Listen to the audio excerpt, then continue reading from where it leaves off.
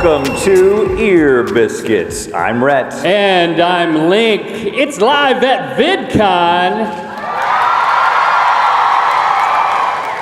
And this is also our 100th Ear Biscuit, so it's very special to be sharing it with all of you guys live, and of course everyone else who's just listening, Mythical Beast, who's listening with your biscuited ears right now in the comfort of your own well, you don't know where they're at. Don't make assumptions about where they're at. Driving on a beautiful scenic cliffside. We're gonna keep going. Highway.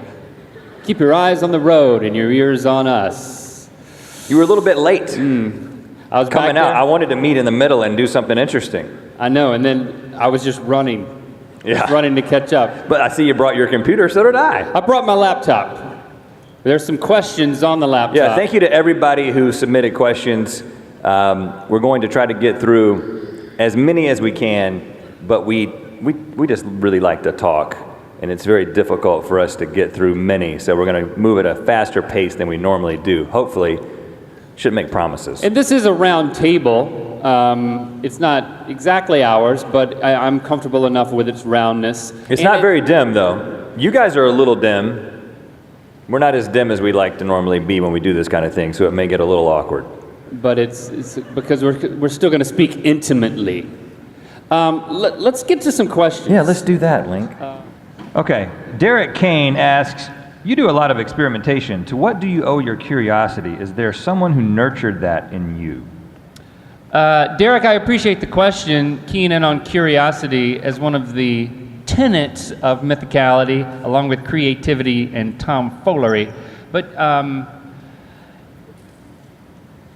yeah, I think who is someone who nurtured that in us is certainly our friend Ben from grade school that we've mentioned in the past. And actually, the book of Mythicality is dedicated to Ben and our friendship with him from grade school. He's no longer with us. He passed away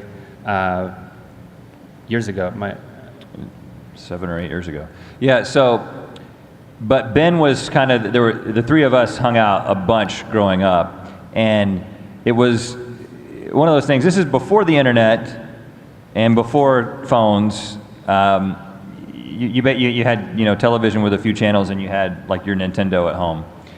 But Ben was always encouraging us to go outside and do something impossible. He would be like, today we're going to dam the creek behind my house and then turning it into a fish pond.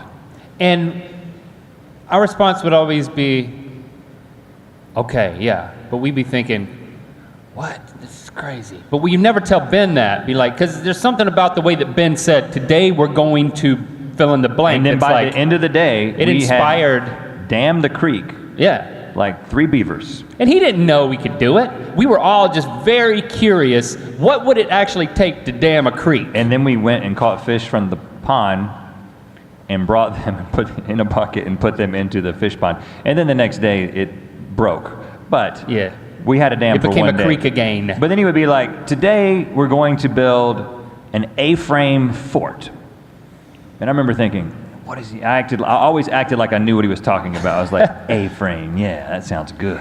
Yeah, one of those A-frames. Have no idea what he's talking about. I understand now that if you look at it from the side, it's an A.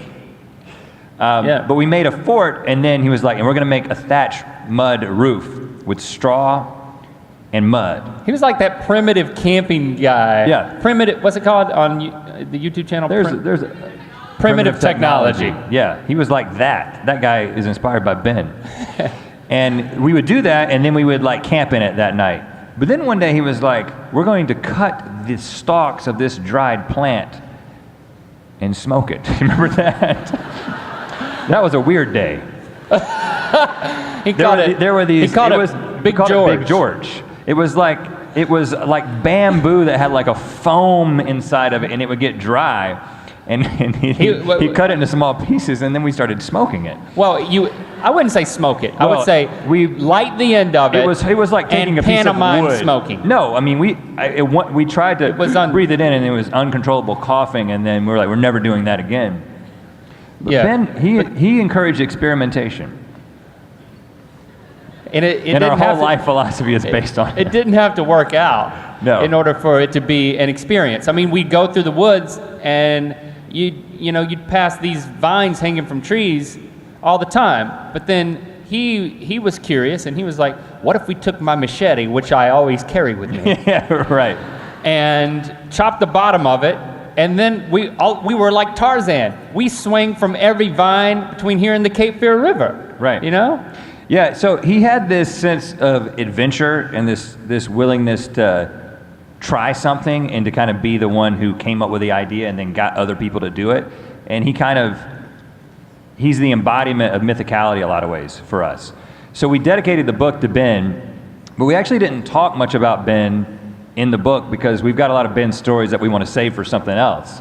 Because there's plenty of stories about us and the things that we did, but a lot of that is based on that spirit of mythicality that we didn't even understand or could identify at the time when it was happening,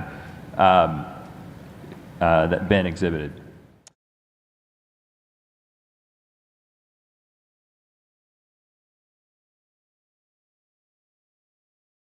But we definitely feel the love, and of course it's a very tangible love right now that we can feel when we're in the same room with you guys.